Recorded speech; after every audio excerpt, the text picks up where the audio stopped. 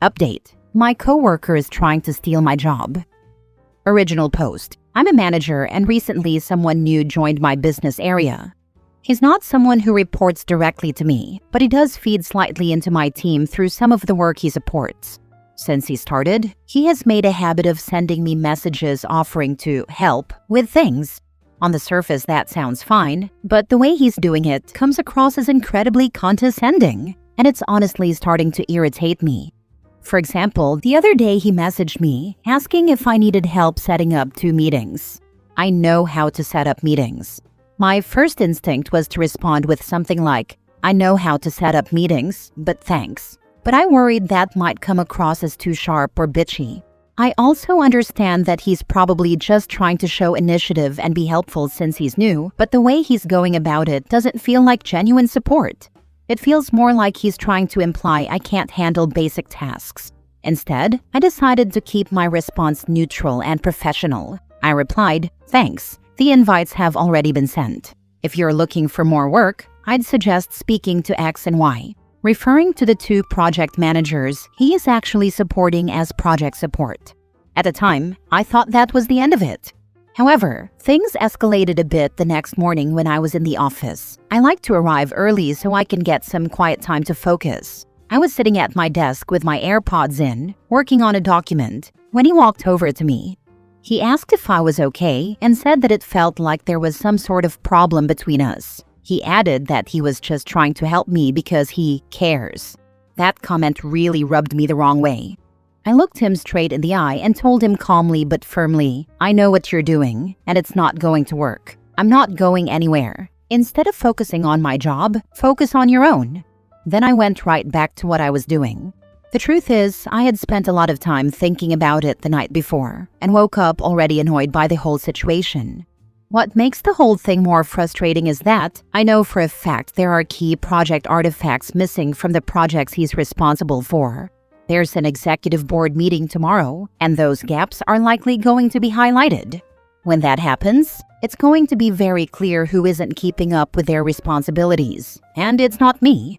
So at the end of the day, I'm confident the situation will sort itself out. Now for the top comments before reading the updates. First thing to determine, are they keen or sycophantic or have an agenda? That shapes your response. Keen, it's well-intentioned, but they have too much time on their hands. Give them something meaty to help them develop and help your team. It's extra motivated labor. Sycophantic, find the equivalent of being sent off for a long wait, busy work that they eventually realize is useless. They'll stop bothering you quickly. Agenda, needs more digging to understand further, could be malicious, could be driven by other factors. Everyone is different. I definitely think he has an agenda. He's a junior, but I've been told by someone else that he thinks he can do my job better than me, and he's coming for it. Why not just tell his manager that he seems to have a good amount of free time? Or maybe he needs more complex assignments? And you can respond to him that he should ask his manager for other work assignments. Don't say thanks for his offer. This guy has a big head, and any kindness from you will be spun into a weakness. If it were me, I would inquire of his boss about it. I know my boss always wanted to know where and how I was spending my time. I was a sought-after resource from other departments, and when he took over, he found I was spread way too thin and had taken on jobs that were other people's responsibility. He insisted that any requests for my time go through him, so he could properly determine my workload. Going to this guy's boss is the professional and respectful thing to do. You may find out you're being set up by his boss. Who knows? That's what I'm inclined to do. His time is split between supporting 2 major projects. Technically, he shouldn't have time to help me send 2 meeting invites. Wait, we're supposed to be polite about it? I'm a woman. I feel like I have to be polite, otherwise I'll be a bitch. Now for the first update. Sorry for the late update. It's been a long day. For everyone asking, he didn't take it well. I had put my AirPods back in, but I was told by others that he called me a B. I met with his boss earlier today. I showed her all of the team's messages and emails that he sent me over the last 3 to 4 months. She showed me messages he had sent to her, implying that I'm slacking and that he's been covering for me. For the record, that's not the case. There's nothing I or my team have missed, and I've certainly never asked him to cover anything for me. We called my boss in and brought him up to speed. We mentioned the artifacts that he still hasn't completed for the executive board meeting tomorrow and asked whether we should remind him again. My boss said no. If he thinks he's so marvelous, he can show everyone just how marvelous tomorrow. The pack was issued minus his slides, so it's blatantly obvious that he hasn't done them. It's not even just the slides, it's the whole system he's supposed to input the information into and then extract it into something presentable for the pack.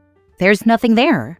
He simply hasn't bothered, yet he somehow has all the time in the world to concern himself with my job.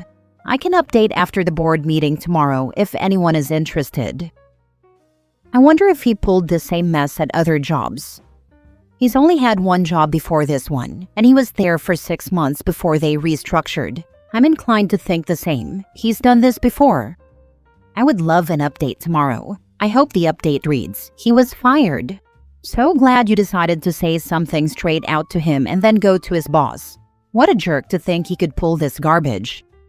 And then he flipped out and started screaming insults like he'd lost his damn mind, and security was called and dragged him out, and everyone laughed at him and applauded OP? I mean, as long as we're hoping.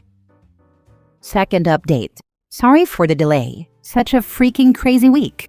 We went into the board meeting, got to his slides, and there was nothing. He looked at me and was like, OP?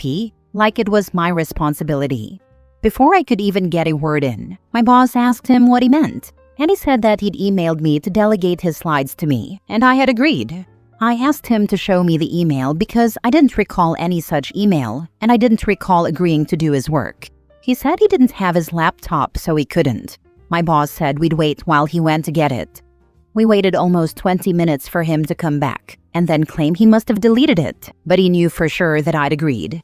His boss asked why he would ask me in the first place, and why I would ever agree, given we're on different teams and in different business areas. He said he didn't know, but he asked and I said yes. Anyway, we literally didn't move on. The rest of the meeting was us going over it, and him refusing to take blame or blaming me. It was freaking madness. Long story short, he's now on a performance improvement plan, with the intention of him going in 90 days.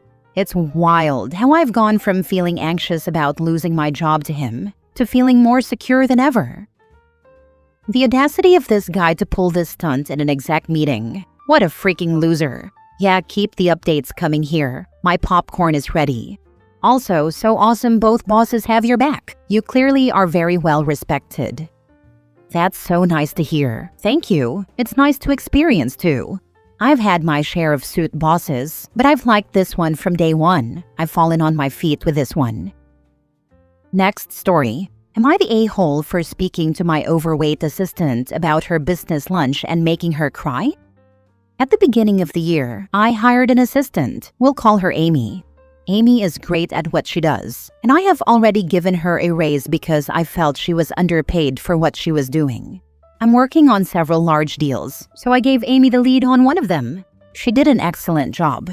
I set up a lunch appointment with that client on Friday. I told him I would be bringing Amy as she has been instrumental in their account. He did not have a problem with this. Amy was professional, knowledgeable, and did an overall good job. The client and I were both impressed, with the exception of one thing. The client and I both ordered burgers and fries. Amy ordered a steak, well done, mashed potatoes, steamed veggies, and a side of soup. The client and I finished about the same time. It was another 15 minutes before Amy finished. Then the waitress came around and asked if we wanted dessert. The client and I both said no. Amy ordered cheesecake and coffee. I realized that I hadn't spoken to Amy about client lunches before. So after the meeting, I explained to her that it is best to follow the client's lead. If they order simple food, we order simple food. If they decline dessert, we decline dessert. If we want something afterwards, we can pick it up later. Amy did not take this well. At first, she offered to pay me back. I told her it was not a money issue. I have no problem buying her lunch, but to keep in mind it's about business. I told her I usually order wraps or burgers because they are not too messy, like spaghetti, and I can take small bites in case I'm asked a question. I can also match the client's eating speed, so there is no awkward waiting on either side. Then she started crying, saying it is because she's fat, her words not mine. I again told her it was about strategy. I thought she had great potential and I wanted to help guide her. I then told her about some of my past faux pas. For example, ordering spaghetti and getting it all on my shirt. Or once I ordered first and ordered a cheeseburger when the client was vegetarian and highly disgusted at me. She was still upset when she left. I feel like an a-hole for bringing this to her attention, but my intentions were good. I feel like she has great potential. The meal did not concern me as much as how she took instruction. Now I'm wondering if others think I was wrong for bringing it up at all. Not the a-hole, as long as you are accurate in the depiction of your tone and for helping her learn how these lunches should go. Most likely, she has had bad past experiences with someone policing her food, and it is a sore point for her. I talked to her like I always do, in a caring mentor-type voice. I did not think that maybe she has had issues in the past with people policing her eating habits. Not the a-hole. I am also an overweight person. I would never ever think of ordering steak if I worked in a client-facing job and the client didn't order something fancy first. It wouldn't even occur to me to do so. I do understand that she may be feeling very sensitive about her weight. A lot of us fat people do, but not every conversation about food is an indictment. If she wants to be in your field, she needs to know the strategy. I also get why it didn't occur to you to have the food strategy meeting ahead of time, but I hope that if this happens again with someone else, you will do so. The steak itself wouldn't have even been that big of a problem if she had finished it at the same time as them. The bigger issue is the client's time. This is a lunch in the middle of the workday, where the client likely has other appointments to get to. I wouldn't really care much what the other person ordered until I had to sit around waiting for them to finish and needed to rearrange my day because of it. At the dessert and coffee stage, I may have actually given my apologies and said I needed to leave. No way I'm waiting around for them to finish that too. Last story. Am I the a-hole for telling my neighbor to stop, or I'd throw away whatever she leaves on my property?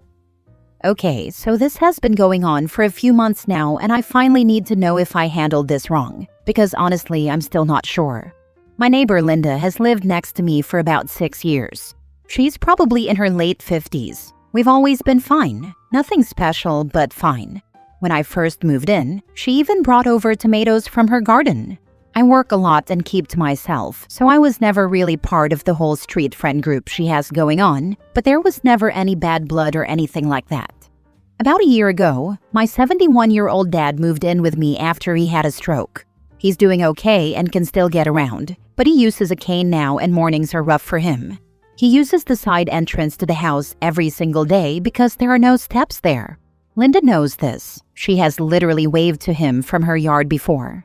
At some point last summer, I started noticing Linda's garden decorations slowly creeping into my yard. Ceramic frogs, stepping stones, a little wooden border. I didn't say anything for months because I honestly didn't want the drama. But eventually, I needed some drainage work done on that side of the house because water was pooling near my foundation, and the contractor told me her decorations were about 2 to 4 feet onto my property. So I went over and knocked on her door. I was calm and polite. I just told her I needed to do some work on that side of the house and that the strip of land was actually my property. I gave her a heads up and even offered to help move everything. She said, "Okay, thanks for letting me know." And that was it. I walked home thinking everything was sorted. That conversation happened on a Tuesday. That Friday, my dad opened the side door for his morning walk, and there was one of her ceramic frogs sitting right in the doorway. He didn't see it at first and caught himself on the door frame before he went down. He's 71 and uses a cane. A fall is not a small thing. I told myself it probably just rolled there or something, so I moved it back into her yard. On Monday, I came downstairs and there were 2 frogs sitting in the exact same spot, right in the doorway. At that point, I was annoyed, but I still wondered if I was reading too much into it. I moved them back again and didn't say anything. I guess I was still trying to give her the benefit of the doubt. Then on Wednesday, I woke up and my dad had already gone out for his walk. When he came back, he told me he had to get past the entire wooden border she had placed in the yard. She had propped it up against the side entrance, in the dark, by himself. He didn't wake me up because he didn't want to start anything between me and Linda. That part has stuck with me. He didn't want to cause trouble. So I went over, knocked on her door, and told her directly that anything left near my entrances from now on would be thrown away, not returned. She just looked at me and shut the door without saying anything. Honestly, that bothered me more than the frog situation. Then within a week, 3 different neighbors approached me separately. One said I was being aggressive. Another told me I should have spoken to her more nicely. One even said I should respect that she's lived here longer than I have, which, okay. I don't know. Maybe I should have gone to the landlord from the start. My partner thinks so too. But my dad uses that door every single morning, and I wasn't willing to just sit around waiting to see what happened next. So, was I wrong here? I'm genuinely asking. Not the a-hole. If you give a crap about the other neighbors, explain to them that her inability to respect your property is risking your father's life, and ask them why her feelings are more important than his health and safety. I probably should explain it to them properly at some point. I just didn't want to drag my dad into neighborhood drama, you know? He would hate that. But you're right. The way they framed it like I was being aggressive over garden decorations. There's a 71-year-old man with a cane, nearly falling in the dark, and that part somehow isn't being mentioned. They may not even realize. Also, include that you did try politely multiple times. I'm quite sure Linda didn't mention that part either. Exactly, and that's the frustrating part. I was the one who knocked on her door politely and even offered to help move her stuff myself. I wasn't even rushing her. I doubt that part made it into whatever story she told them. First, you need to set up a camera to catch her in the act. Also, stop taking the path of least resistance and learn how to stand up for yourself. Why didn't you correct the neighbors about what she's been doing? They only know her side, aka where she's now the victim. Yeah, a camera is getting set up this week for sure. And fair point, honestly. I just froze when the neighbors confronted me. I didn't know what to say in the moment. In hindsight, I should have calmly explained what actually happened, instead of just standing there taking it.